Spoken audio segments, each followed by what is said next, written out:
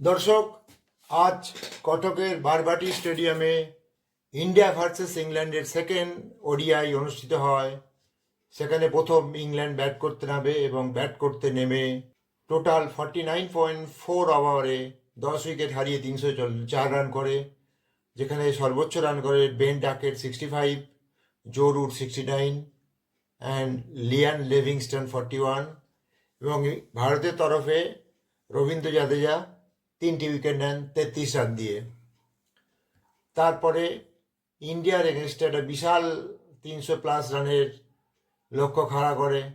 এরপরে India bat করতে নামে এবং ব্যাট করতে নেমে রোহিত শর্মা এবং শুভমন গিল খুব ভালো একটা ওপেনিং স্টার্ট দেয়, যেখানে রোহিত শর্মা অনেক দিন পর আবার ফর্মে ফিরেছে, যেটা ইন্ডিয়ার জন্য বিশাল বিশাল স্পেশাল। রোহিত শর্মা আজ 95 বলে 119 রান করে, শুভমন গিল 60, শ্রেয়াস আয়ার 44, অক্ষর প্যাটেল 41।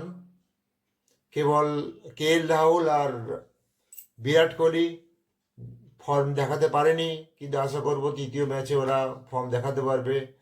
তার মানে এটা কিন্তু ইন্ডিয়া খুব প্ল্যান করেই নেমেছিল, কারণ এটাই লাস্ট ওডিআই চ্যাম্পিয়ন্স ট্রফির আগে। সেই জন্য এই সিরিজটা এবং এই ম্যাচটা জেতা ভীষণ ভীষণ দরকার ছিল।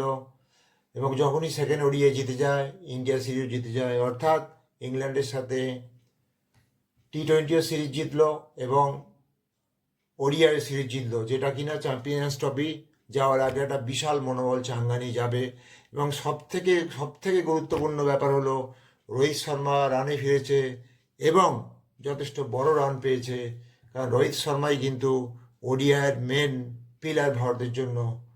তো আশা করব, অনেক শুভেচ্ছা রইল ইন্ডিয়া টিমকে চ্যাম্পিয়ন্স ট্রফির জন্য। আশা করব ইন্ডিয়া টিম চ্যাম্পিয়ন্স ট্রফি তুলে আনবে এবং যেভাবে ওডিআইতে কামব্যাক করছে সমস্ত বড় বড় প্লেয়াররা এক্সেপ্ট বিরাট কোহলি, আমার মনে হয় চ্যাম্পিয়ন্স ট্রফিতে ইন্ডিয়া ফাইনালে যাবে। এই জন্য এই পর্যন্ত।